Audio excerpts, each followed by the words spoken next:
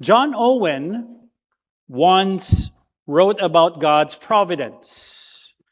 He said that even in the smallest details of our lives, God is arranging all things for His glory.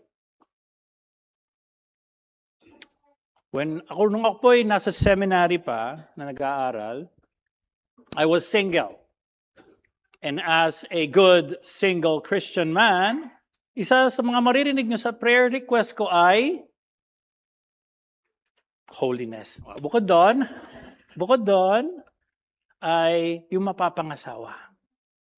I pray na, Lord, ipakilala mo na siya. Lord, ipakilala siya. And if I may confess, there are times that I feel a bit frustrated kasi I haven't met her yet.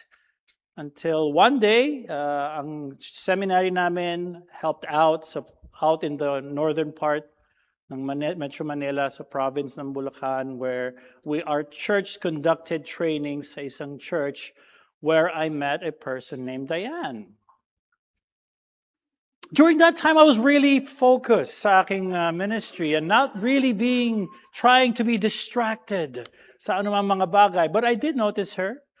Pero in the back of my mind, well, kung kaloob-kaloob. After a few months, in an unplanned meeting, naglalakad ako sa SM North. Sinong nakita ko? Mali, nakita niya ako. No, it's the other. Remember, if I tell our love story, make sure to confirm the real story pagdating sa kanya. But I saw her, and then from this unplanned time, na nagkaroon kami ng kwentuhan, and we really enjoyed it, nung kami nag-exchange, I believe, ng numbers and photos. So pa yun ang time na yun. Yung mga photo na nasa wallet nung binibigay. And actually, I was the one who requested. So it was that. It was just an ordinary day, unplanned. Hindi ko alam nang makakausap ko pala sa mall ay ang mapapangasawa ko. No regrets.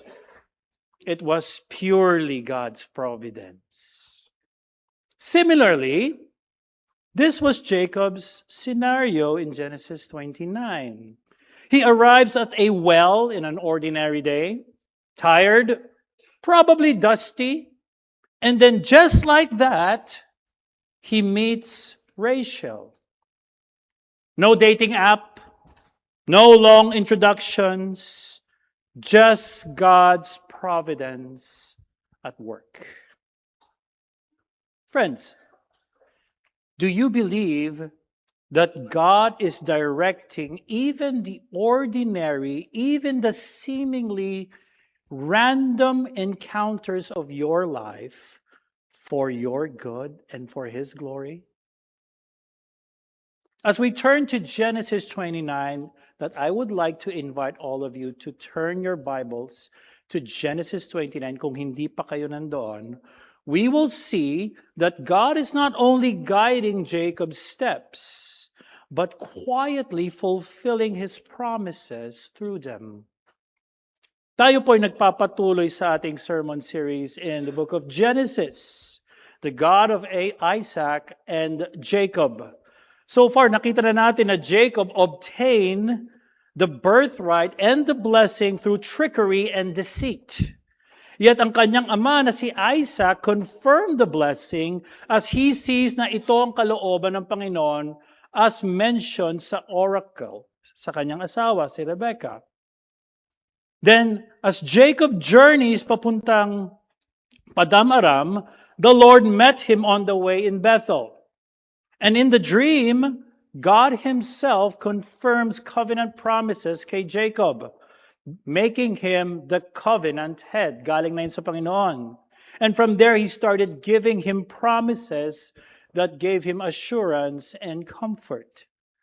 Ngayong umaga, we continue to follow Jacob on his journey to Padam Aram, near Haran, the land where his mother came from, birthland ni Rebecca, where he begins to witness God's gracious providence unfolding in his life.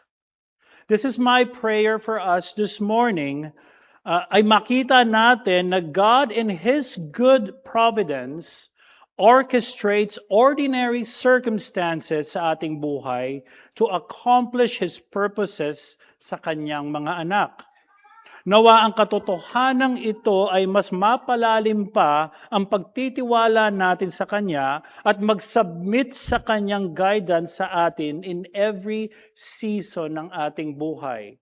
To this, ito po ang ating main idea. God providentially guides and disciplines His people for His purposes. God providentially guides and disciplines His people for His purposes. So ang passage natin ngayon is divided into 3 points with 3 headings. Number 1, providence in the journey. Providence in the journey, verses 1 hanggang 8. Number 2, providence at the well. Providence at the well, verses 9 to 12. And number 3, providence in the deception. Providence in the deception, which is 13 to 30. Una, makita natin how God is at work in the ordinary events and details of life to guide His people toward His plan, even when it seems coincidental. Pangalawa, makita din natin how God providentially brings relationships and opportunities together according to His purposes. And finally, makikita din natin na ang guidance ng Panginoon includes loving discipline. Gagamitin niya ang trials at setbacks to refine our character and deepen our dependence on Him. So let's jump right in sa ating first part. Number 1, providence in the journey. Basahin po natin muli ang passage from verses 1 to 6, pamamagitan ng English Standard Version. Then Jacob went on his journey and came to the land of the people of the east.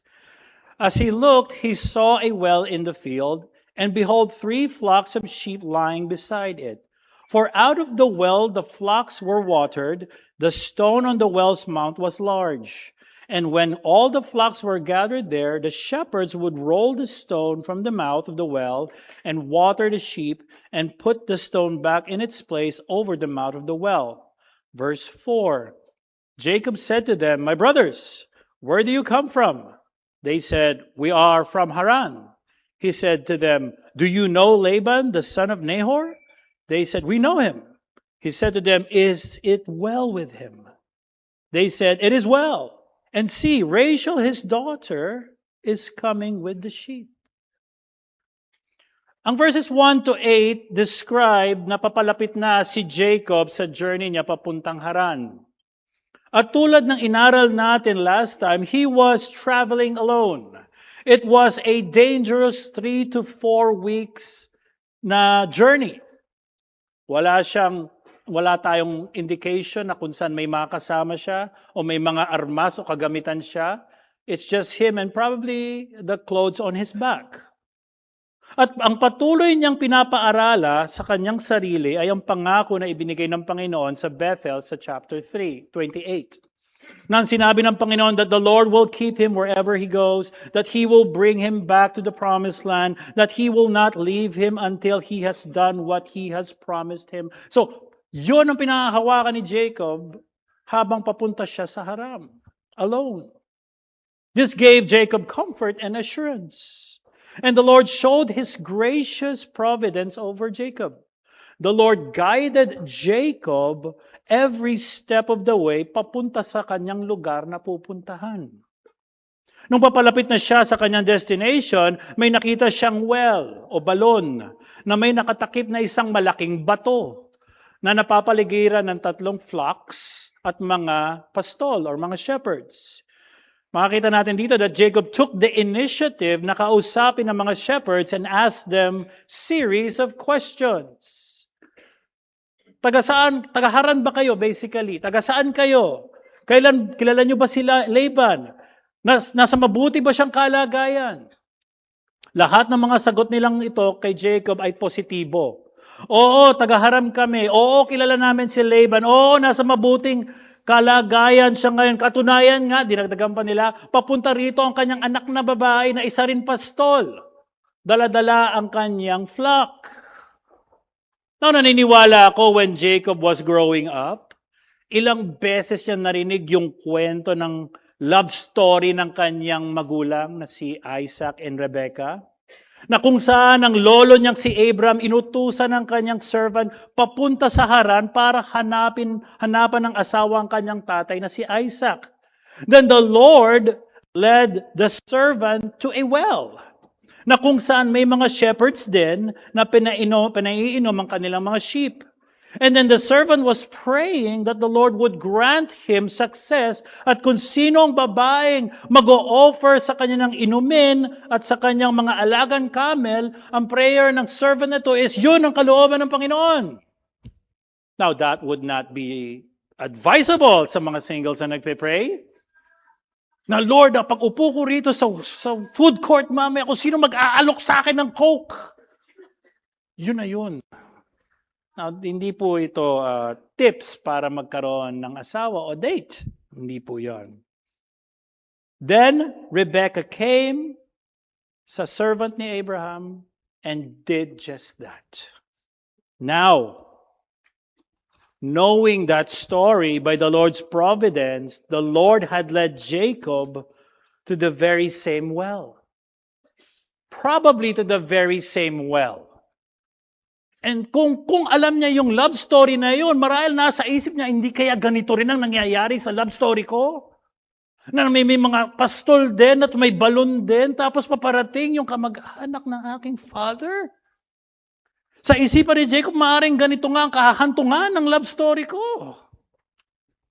Sino ang ginawa ni Jacob? So ang question dito is, nung nangyari yun, anong ginawa ni Jacob? Tingnan natin sa verse 7 to 8. He said, "Behold, it is still high day. Is it not time for the livestock to be gathered together? Water the sheep and go pasture them." But they said, "We cannot until all the flocks are gathered together and the stone is rolled from the mouth of the well. Then we water the sheep." Na nung narinig ni Jacob na paparating si Rachel, bakit ito yung sinabi niya? Kasi nung napansin niya ng paparating si Rachel, agad-agad siya nakaisip ng paraan para paalisin ang mga shepherds. Para magkaroon po siya ng time makipag-usap kay Rachel. So in short, yung taktika niyang yun is pinaalis lang niya yung mga mamang ito para magkaroon siya ng time kay Rachel. Tinanong niya kung bakit hindi pa nila painumin ang mga tupa para dalhin na rin, para magpastol na sila doon, mapakain nila ng mga dabon sa dulo. Pero pinaliwanag nila na hindi nila pwedeng galawin ang banto until magdatingan ang lahat ng mga flocks. Now, we're not sure kung bakit kailangan nilang mag-antayan bago painumin ang flock. Pero maaaring masyadong mabigat siguro yung bato para buhatin nila. Maybe these are shepherd boys. Or maaaring nakagawian lang nila na sabay-sabay sila magpapainom ng kanilang mga flocks. Or maybe for practical reasons, kailangan takpan ng mismong balon para sabay-sabay na sa painom. Kasi kung matagal natanggal yung bato, pwedeng matabunan ito ng buhangin. So maybe it's for practical reasons. So, but the point na gusto ni Moses na ipakita sa kanyang original recipients at sa atin ngayon, na ang situation na ito ay God's providence for Jacob. Siya nag-orchestrate nito. Tulad ng pag-direct ng Panginoon sa servant ni Abraham many years ago to find a wife sa Genesis 24, God also directs Jacob para bigyan din siya ng wife. Pero ang pagkakaiba ni Jacob at ang servant ni Abraham is Jacob did not pray. Nor did he give thanks to the Lord for leading him to his relatives. Hindi natin makikita ito. In fact, throughout this chapter, hanggang 1 hanggang 30, bihira natin maririnig ang Panginoon dito. Or the mention of God. Maaring Moses is highlighting a contrast dito. Maaring sinasabi niya that Jacob is still spiritually immature at this point. He was acting impulsively and not fully trusting God. Remember, galing siya sa sitwasyon na para-paraan. Hanggang dito, dinala niya ron para-paraan. Diskarte niya, hindi Panginoon. Maaaring sinasabi niya that Jacob is still immature, yet God faithfully directs his step. Dito pinapakita ng divine guidance does not depend on human maturity, but on God's sovereign grace. In the same way, God directs our steps even when we are immature, weak, and unaware. Friend, are you aware of how God is sovereignly directing your steps right now? Have you fully accepted the doctrine of God's providence? Ano ba ibig sabihin, Pastor, ng God's providence? God's providence means that He continually sustains. He, meaning God, sustains, rules, guides everything from the biggest events to the smallest details according to His wisdom for His glory. Napakahalaga po na maunawaan po natin ang providence ng Panginoon. Because a right understanding of God's providence strengthens our assurance and trust in Him, reminding us that He is at work in every detail of our lives. If you do not believe a God who is a provident God, then lahat ng nakikita mo nangyayari sa buhay mo ay laging questionable sa iyo. This tells us na ang lahat na nangyayari sa buhay natin ay hindi coincidence. Hindi swerte, hindi malas, hindi aksidente. Lahat ng ito ay under God's good and purposeful control over everything, guiding all things to accomplish His good plans. Yes, mga kaibigan, including the painful experiences. Kasama po yan. Including yung situation ng bansa ngayon. Just as God graciously guided Jacob's grandfather's servant many years ago, His gracious providence was also over Jacob in his journey to Padam Aram. Malinaw po yan. God was with him every step of the way. And friends, sa nangyayari sa life niyo right now, wala hong aksidente. Whether we did not cause our situation right now or somebody else had caused it. Or we caused it. Second, providence at the well. Punta naman tayo providence sa well. Habang kinukumbinsi ni Jacob na paalisin ng mga shepherds, okay, napahinto siya habang nagpapaliwanag siya. Bakit siya napahinto? Biglang nakita niya, nandyan na si Rachel. Uy, parang naman sa pelikula, yung biglang, tapos yung buhok, in slow motion, na nakita niya si Rachel, may mga papunta na. Hindi niya natuloy yung gusto niya sabihin eh. No? Napahinto siya nung nakita niya dumating si Rachel. Ito ang nangyari sa verse 9. Let's read, verse 2 hanggang 12. While he was still speaking with them, Rachel came with her father's sheep, for she was a shepherdess. Now as soon as Jacob saw Rachel, the daughter of Laban, his mother's brother, and the sheep of Laban, his mother's brother, Jacob came near and rolled the stone from the well's mouth and watered the flock of Laban, his mother's brother. Then Jacob kissed Rachel and wept aloud, and Jacob told Rachel that he was her father's kinsman, and then he was Rebekah's son, and she ran and told her father. Now when Jacob saw Rachel, immediately naging attracted siya kaagad dito kay Rachel. Parang love at first sight. Di ba? He single-handedly, ito ginawa niya, he single-handedly rolled the stone. Biglang lumakas. Samantalang sinabi kanina, shepherds, nag-aantayan para buhatin yon. Tabag niya ang nakagawian na antayan of the whole flock. No? At pinainom niya kagad yung mga flock ni Rachel. Some say nagpa-impress mismo, nagpakitang gilas itong mamang ito by showcasing ang kanyang strength by removing this big heavy rock. Biglang lumakas. Kung nakikita natin yung narrative, parang tatamlay-tamlay siya na natatao, biglang lumakas naman dito. Di ba? Pinalakas ako ni Rachel. Yun ba yun? Pero tulad ng kindness na pinakita ng nanay niyang si Rebecca sa servant ni Abraham, na pinainom ng tubig ang lahat ng mga camel sa Genesis 24, ganun din ang ginawa niyang kindness sa kanya, kay Rachel. Siya din pinainom niya ang mga tupa ni Laban na pinapastolan ni Rachel.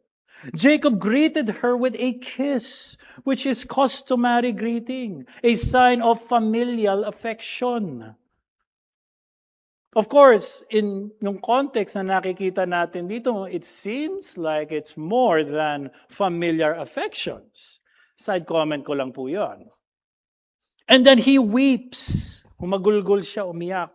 Maring he weeps for joy dahil after ng long at dangerous journey papuntang Haran, he feels that he has finally found the place where na kung saan kailangan niyang puntahan, or he found what he was looking for.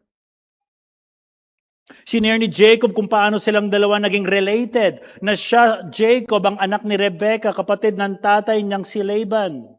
And Rachel, just like her tita Rebecca sa Genesis 24, ran and told her father about the man in the well. Kung makita nyo, halos may parallel no? Pagdating sa 24 at sa 29.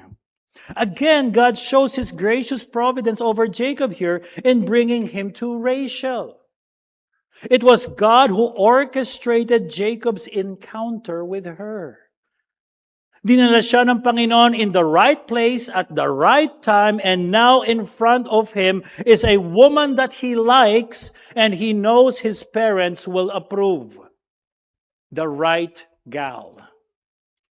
The timing, her arrival at the well, and the interactions that follow show that God carefully directs key relationships and opportunities working behind the scenes to accomplish God's good purposes.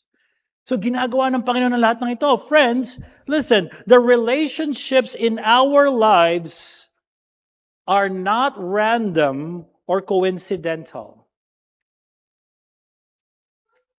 Hindi aksidente yung mga relationships na meron tayo ngayon. Although it seems like it, maybe to some. Lahat ng ating mga kaibigan, lahat ng ating mga classmates, kasamahan sa trabaho, ang ating mga amo, ka-sharing sa flat, kapitbahay, kamag-anak, magulang at kapatid, asawa at anak, pati na rin yung mga failed relationships natin. At mga taong mahirap makasama. At mga taong mahirap pakisamahan. Kasama ang mga taong na patuloy na sinasaktan ng ating damdamin. Ay hindi lang basta mga taong napagkataon lamang itinalaga ito ng Panginoon sa ating buhay. Yes, including those who hurt us. God sovereignly orchestrates these relationships to grow us in holiness and to shape us and use us for His good purposes and for His glory.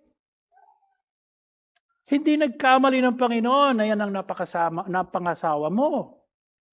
Hindi nagkamali ang Panginoon na yan ang anak mo, na yan ang magulang mo. Hindi nagkamali ang Panginoon na yan ang boss mo.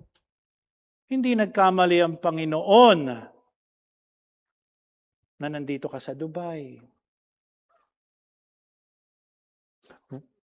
And we must trust God with the relationships He has given us. Pray for wisdom.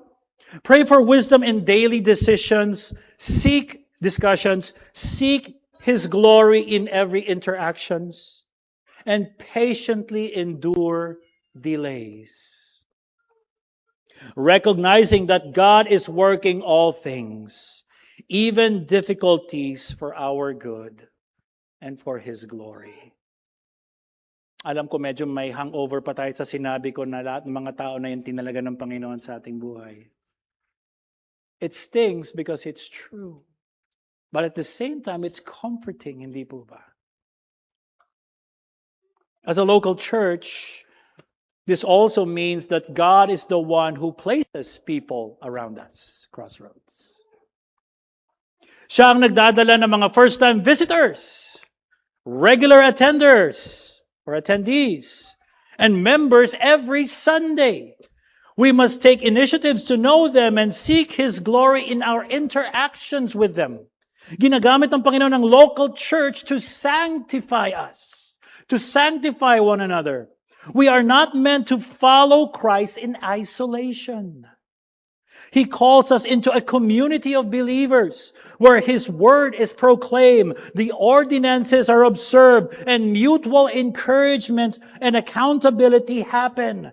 Dito lahat yan nangyayari sa local church. So if you are not part or a member of a local church, and you're jumping from one church after another, hindi ka lalago. And in fact, you will be in danger. For the enemy is out to kill, steal, and destroy. In the local church, God uses relationships. Pastors, deacons, teachers, friends, and yes, even those who challenge us all the time to grow us in holiness. When we receive corrections, rebukes, and encouragements within the body, God uses them as means by which the Spirit shapes our character, convicts our sin, and strengthens our faith. Ginagamit ng Panginoon ang local church, palaguin po tayo. The more you become part of a local church, the more you become more engaged and become a member of the church, hindi lagi yan happy-happy para ka nasa Disneyland lagi or Dubai Parks. The more relationships go deeper, the more we tend to see our rough edges. And the more may tendency magkaroon ng conflict or friction. And that is normal. That's why we need to speak to one another. We need to not just call out one another, but to encourage one another. When we call out one another, we call each other out with God's word. When we encourage one another, we encourage each other with God's word. Hindi mga positive thinking, mga kaya mo yan, bes. Hindi mga ganong klase mga encouragements. Tulad ng pagpapaalala sa atin ni Apostle Paul sa Ephesians chapter 4, 11 to 16. Christ gave us pastors to equip the saints so that we may grow up in every way into Him who is the head, into Christ. God's sanctifying work is a corporate work. Does that make sense? His sanctifying work is a corporate work. He shapes us into maturity, unity, and love through His church. So humbly serve one another, even those who are difficult, remembering that God is using these relationships to strengthen us, to sanctify us, to grow us. And patiently endure delays. There are times that we become impatient with people, hindi po ba? Endure delays. Endure delays din sa mga gusto nating sabihin na maaaring hindi rin magiging helpful. That will not serve a brother or sister well. Sometimes we just want to unleash those words. Again, we always say this, there are at times, there is wisdom in delays. Endure delays, conflicts, and trials, knowing that God works all things, even difficulties, for our good, and again, His glory. And if you're a first-timer here, you heard it right. It is God who brought you here. It is God who brought you here. Not by chance, not by coincidence, not by accidents. Hindi yung nagkamali ka lang ng liko, but by His sovereign plan. He wants you to be here, sitting on that seat, exact seat, engaging yourselves in active listening sa sermon na to. And you know the Lord is speaking to your heart right now through His Word. Just as God orchestrates the relationships around us, He offers you, my friend, the greatest relationship you could ever have. And it's not coming from people, but with Himself through His Son, Jesus Christ. Jesus lived a life of perfect obedience to the Father, died on the cross for our sins, and rose from the grave to redeem you and bring you into His family forever. So there is now an invitation from God to you to come to Him who are weary and heavy laden, and God will truly give you rest. There is now a call to action for you to turn away from your sins, from self-reliance, from being the God of yourselves, and turning to Jesus Christ, believing His person and His work. Siya lang ang makakapagligtas sa atin, sa iyo. As mentioned, God sovereignly orchestrates relationships to grow us in holiness and to shape us and use us for His good purposes and glory.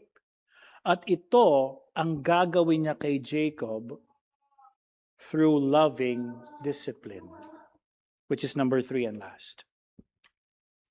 Providence in the deception.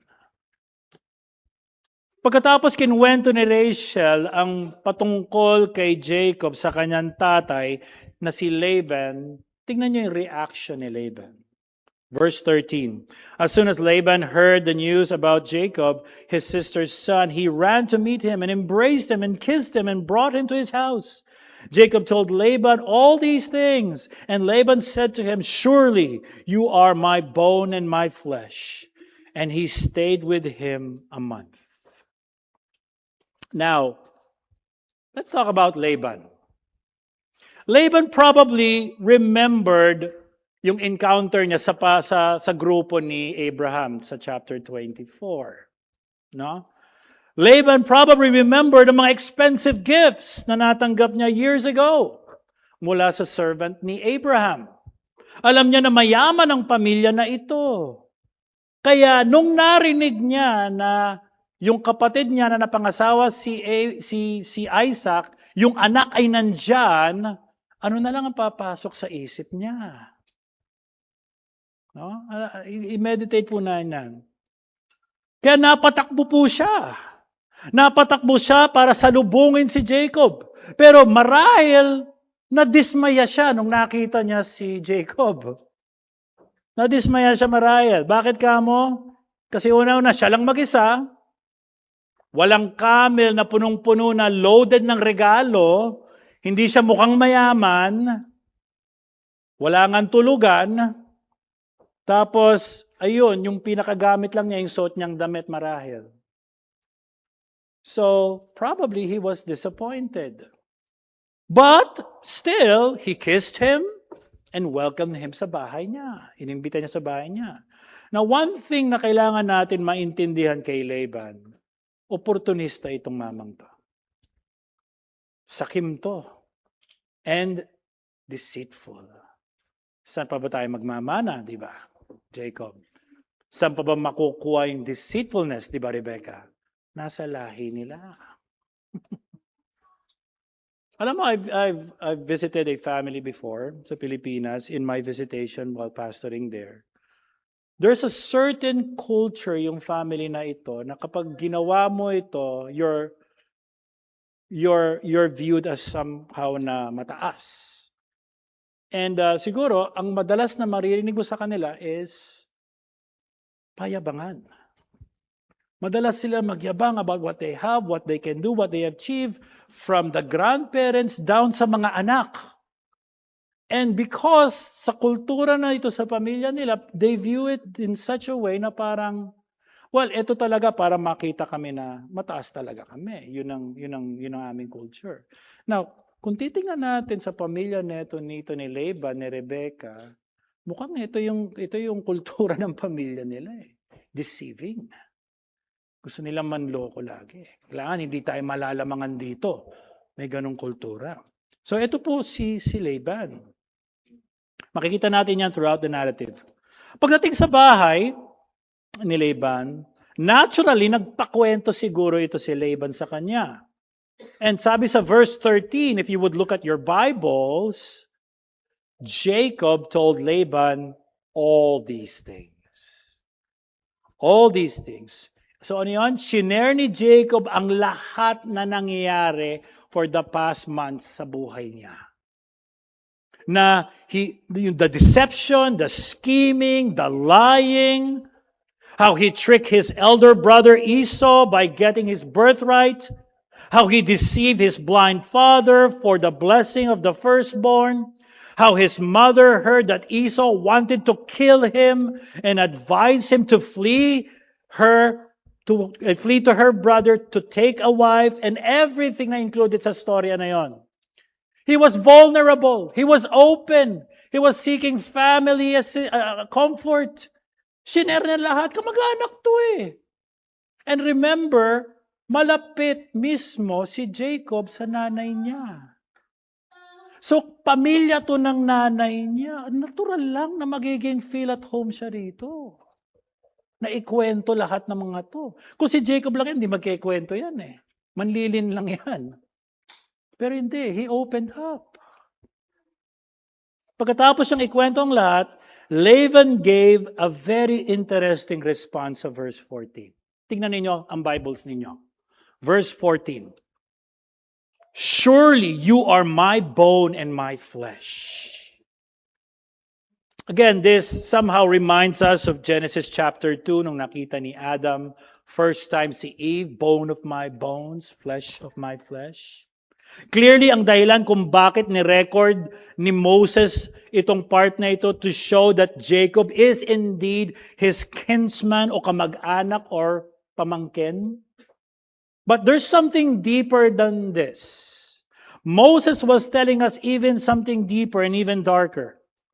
As if Laban is saying, after marinig ang kwento ni Jacob,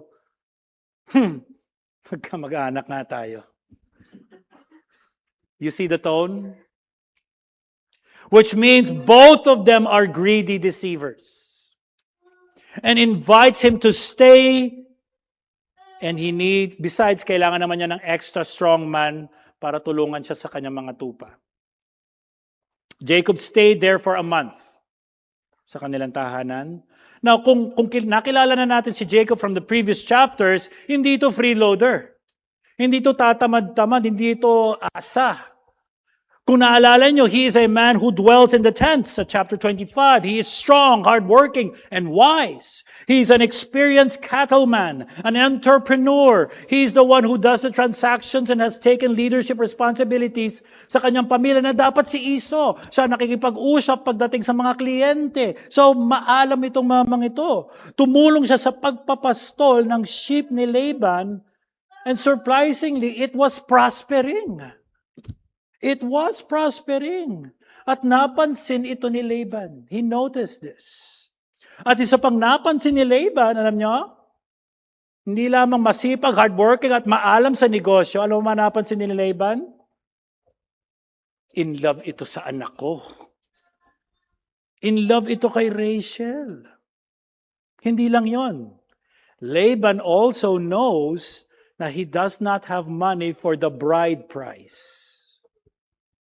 Ano ang bride price? Binibigay ito sa magulang sa ikakasal na anak, which was required sa kanilang kultura. And so, knowing that, he craftily said sa verse 15, look at your Bibles, because you are my kinsman, should you therefore serve me for nothing? Tell me, what's your wages be? Now Laban had 2 daughters. The name of the older was Leah, and the name of the younger was Rachel. Leah's eyes were weak, but Rachel was beautiful in form and appearance. Jacob loved Rachel, and he said, I will serve you 7 years for your younger daughter, Rachel. Laban said, it is better that I give her to you than I should give her to any other man. Stay with me. So Jacob served 7 years for Rachel, and they seemed to him but a few days because of the love he had for her. Nung tinanong ni Laban kung ano ba ang kabayaran na gusto niyang in serving him, na huwag tayong maging mabilis pagbabasahin yung part na yon. Kung mapapansin ninyo, dito hindi na kamag-anak ang turing sa kanya. Kung hindi, laborer na nangongontrata. Alam niya na mapapakinabangan niya yung pamangkin niya. Alam niya na type niya yung anak niya. Alam niya na walang pambayad to. Sa lahat para kay Laban yung mapagkakakitaan. Pero bago sagutin ni Jacob ang katanungan ni Laban, Moses, the author, introduces Laban's daughter sa verse 16. Pinos niya muna. Leah was the oldest, Rachel was the youngest. Sabi sa verse 17, Leah's eyes were weak. Now we're not sure what it means. It means tender, gentle, soft, delicate. Sabi sa wikang Tagalog ay mapungay. Most scholars believe that this, hindi natin alam basically kung positive to or negative. No? So mapungay ba parang dreamy eyes? Parang ganon. Dreamy eyes. Well, if you're living in the Middle East, magandang matang malalaki is maganda.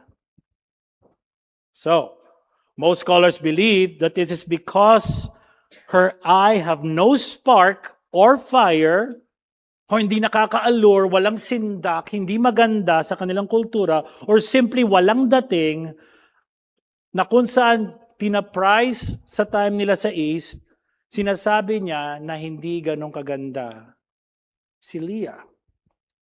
So in Moses' comparison, Rachel was more attractive than Leah. Kaya hindi mahirap para kay Jacob ang piliin siya at willing siyang pagtrabahuan for 7 years. Which is pumayag naman po si Laban. At para mismo kay Jacob, para lang itong 7 days. Talagang sobrang in love itong mamang ito. Yung mga in love ngayon nakangiti. Ayun, ngumiti lahat. In love. Ayan.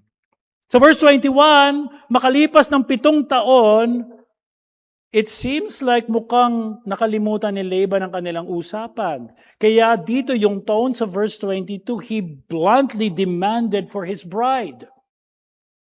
Dinemand niya. Kaya parang medyo blunt, no? Laban gathered everyone, he agreed, and held a feast for the wedding.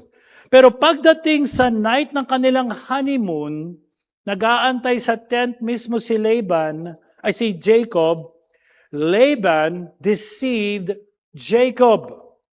He deceived Jacob. At ang pinadala sa kanyang tent ay si Leah. Maaari sa buong time ng celebration, nakikita niya si Rachel na nakabalot mismo ng veil, dancing and celebrating. And all throughout ng time na yun, nakikita nilang yung veil. So, maaari nung time na ito, pumasok si Leah wearing a veil. Hindi ito napansin ni Jacob siguro dahil marahil nakainom na rin siya, madilim ang kapaligiran at nakatakip nga ng veil. Kaya hindi niya namukaan. At anong naging response ni Jacob nung nalaman niya na hindi ito si Rachel? Well, binitin tayo ni Moses. Okay? Dito, by mentioning sa verse 24, that Laban gifted Leah with a servant. In their custom, the bride receives a dowry from the father, which is either jewelry, pera, clothing, property, o servants. So sa case ni Leah, binigyan siya ng Leah as a gift, as a dowry. The name of the servant was Zilpah. And later on, sa verse 29, nagregalo din siya kay Rachel ng servant name ay Bilhah. Moses added these details kasi mahalaga po ito. For they will bear sons for Jacob on their behalf. So in short, makikita natin yan sa progression ng story. Now, how did Jacob respond nung nakita niya kinaumaga na si Leah pala ang kasama niya? Jacob was shocked and immediately confronted Laban and said, "What is this you have done to me? What is this have you done to me? Does this ring a bell?" May naaalala ba kayo sa statement na to? Ito rin ang sinabi ni Pharaoh nung na-deceive siya ni Abraham sa Genesis 12. Ganon din ang sinabi ni Abimelech kay Isaac nung dineceive siya sa Genesis 26 by both telling them, these authorities, that their wives were their sisters. Ang irony po dito mismo is sa verse 26. Ang irony dito is yung sinabi sa verse 26 ni Laban. Tingnan niyo yung Bibles niyo. It is not so done in our country to give the younger before the firstborn. Kailangan natin siguro lasahan to ng konti, no? Mabigat tong sinabi niya. Ito ang parang katumbas ng sinabi ni Laban kay Jacob. Na kung ikaw na mas nakakabata, nakuha mo ang blessing na dapat kay Esau na firstborn, dito sa amin hindi pa pwede yung mga ganyan. Kasi dito ino-honor ang rights ng firstborn. Parang sampal ito. At saan nakuha ni Laban yung information na yun? Kay Jacob. Kita mo kung ano ugali meron itong mamang to? Hindi nakakibo si Jacob. The deceiver was deceived by his uncle. And then sa verse 27, Laban comes up with an ingenious plan na both of them ay pwedeng makinabang. Look at verse 27. Laban offers Jacob Rachel in marriage. Pero dapat tapusin muna niya ang bridal week celebration ni Leah. At kailangan niyang pagtrabahuan ito for the next 7 years. Total of 14 years.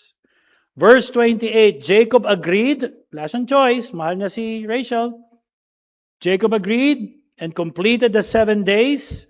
And Laban gave Rachel to him to be his bride. Ano nangyayari rito? Ano nangyayari rito? Here, God allows Jacob, listen, God allows Jacob to face the consequences of his sin.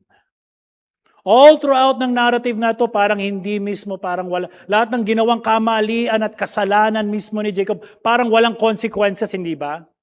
Parang walang kaparusahan. Ano ba? Nandiyan ba ang Diyos? Akala ko ba mabuti? Now, ito ang consequences ng kanyang kasalanan. Because God is just.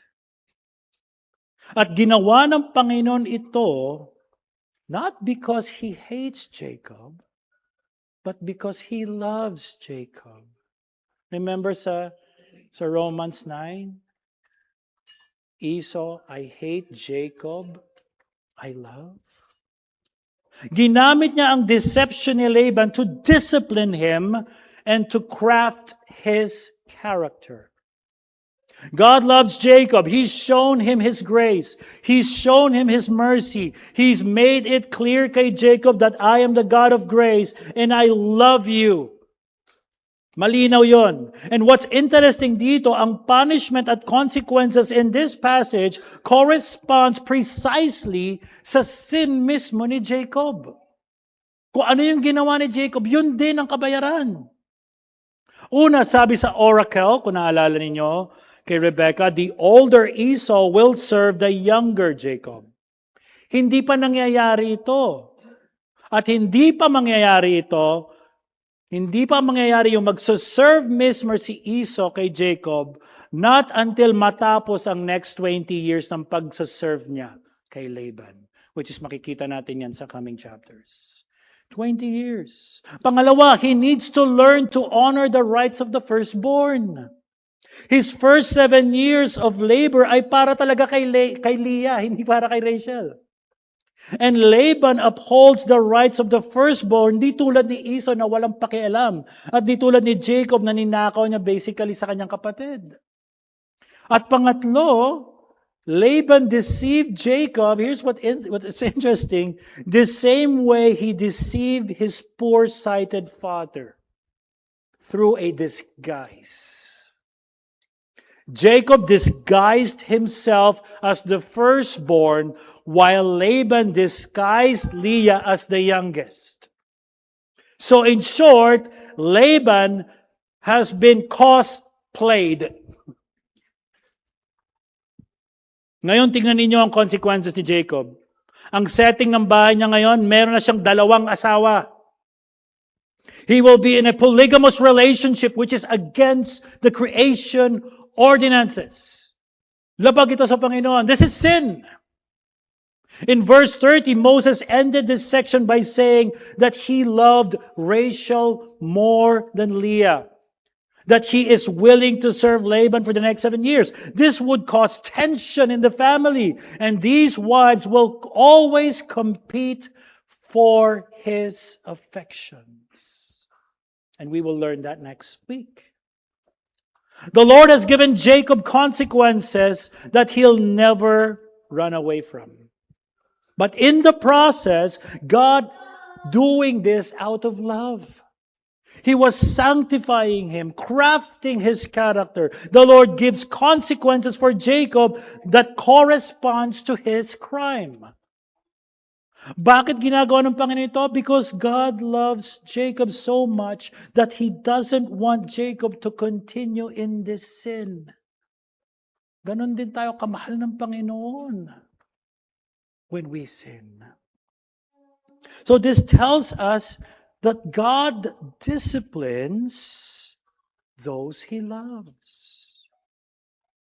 It's if our Heavenly Father disciplines those He loves, then parents disciplining children is a loving thing.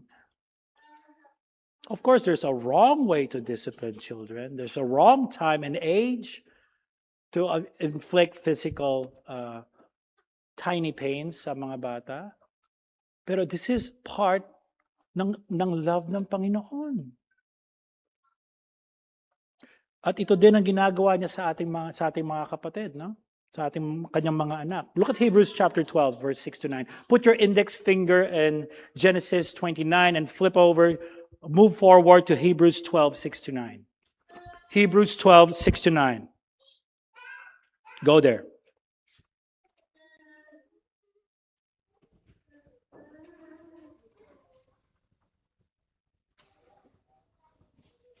Hebrews 12, 6 to 9. For the Lord disciplines the one He loves and chastises every son whom He receives. It is for discipline that you have to endure. God is treating you as sons. For what son is there whom his father does not discipline?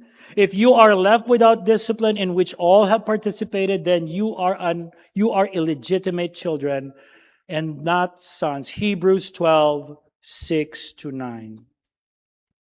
Friends, if we claim to be followers of Christ and we are in sin, an unrepentant sin, the Lord will discipline us. Kung tayo po ay nagpapatuloy sa kasagsagan ng kasalanan, na halos wala na tayong convictions sa ating ginagawa, asahan po natin kung anak tayo ng Diyos, didisiplinahin tayo ng Diyos. Ayon sa Hebrews 12, 6 to 9. He will use hardships through people, circumstances, losses, sickness, delays, abandonment, even death. Hebrews 12:5 says, do not be weary. Sa mga anak ng Diyos, hindi dapat tayo mangamba. When God disciplines us He does this out of His love. Ginagawa niya ito because ayaw niya tayo magpatuloy sa kasalanan. Ginagawa niya ito to make us holy. So friends, if you are in sin and you are feeling the loving discipline of the Lord, allow me to direct you to some of the things na pwede mong gawin. Una, humble yourself. Humble yourself. Kung nandito ka ngayon, you're in sin, humble yourself. Kanino? Before the Lord and before others. Stop justifying your sin. Stop justifying your sin. Doesn't matter. Ang galing mo. Pag ang naririnig mo na sa kausap mo, mahirap sa'yo, magaling ka magsalita eh. Pag ganun na ang salita, ibig sabihin, hindi ka na natuturuan. Hindi ka na nakikinig. Matigas na ang puso mo. If you are in sin, humble yourself before the Lord. Why? Because sabi sa James chapter 4 verse 6, God opposes the proud and He gives grace to the humble. So humble yourself before the Lord. Second, repent where needed. Repent where needed. Don't delay. Don't shift blames. Repent now. Talikuran na ang kasalanan. Third, don't isolate yourself. If you are in sin, don't isolate yourself. In fact, that is the very first thing that we do when we are in sin. We isolate ourselves from family members. We isolate ourselves from friends, especially from the church. We isolate ourselves even from God. Don't isolate yourselves. Sit under the Word in corporate gathering. Live a life of accountability sa mga kapatiran. Allow people to speak into your life. Bring it out into the open. So, humble yourselves. Repent. Don't isolate yourselves. Cry out to the Lord. Inyong last. Cry out to the Lord for His mercy. Remind yourself of the gospel of grace. That those sins, they are many. His mercies are more. As we conclude, Genesis 29 reminds us that our lives are never outside God's sovereign care. What seemed like chance, luck, or bad luck, even painful deceptions are all under God's wise hand, guiding, humbling, and shaping Jacob according to His covenant purposes. At ganun din ang ginagawa niya sa bawat isa sa atin. Perhaps you find yourself in a season that feels parang at loss ka, and you feel that medyo unfair. This passage, Genesis 29, calls us to trust that God is not absent. God's silence doesn't mean His absence. That's not me, that's Tim Keller. He is at work. He is directing your steps, exposing our hearts, and forming our character. And ultimately, our hope is not getting the life that we want. Hindi yan ang ating ultimate hope. But in the God who gave us Jesus Christ, the true bridegroom who labored, suffered, and secured His bride for Himself. So let us walk by faith, trusting His providence, submitting to His discipline, and resting in His unchanging promises. Because God providentially guides and disciplines His people for His purposes and ultimately for His glory. Let's pray. Salamat, Panginoon, that you are sovereign. A God who is in control of every minute detail na nangyayari sa mundo na to and even in our lives. Truly, Father, na yung aming joy and hope and confidence and security should not be on the things na kapag everything is okay. But our security, our confidence, our joy, our peace should always be anchored on the finished work of Christ on the cross. and his imminent return. I pray for my brothers and sisters and nandito that you would give them courage and hope in these trying times, globally, but also personally. Praying for those who do not have a relationship with you. May you call themselves to yourself. May you call them to yourself. May you call them to yourself in a saving way. Iligtas mo po sila, Panginoon, so that they may enjoy the sweet providences that you give his children in order to persevere with joy, with strength, and with great anticipation of your return. In Christ's name we pray. Amen.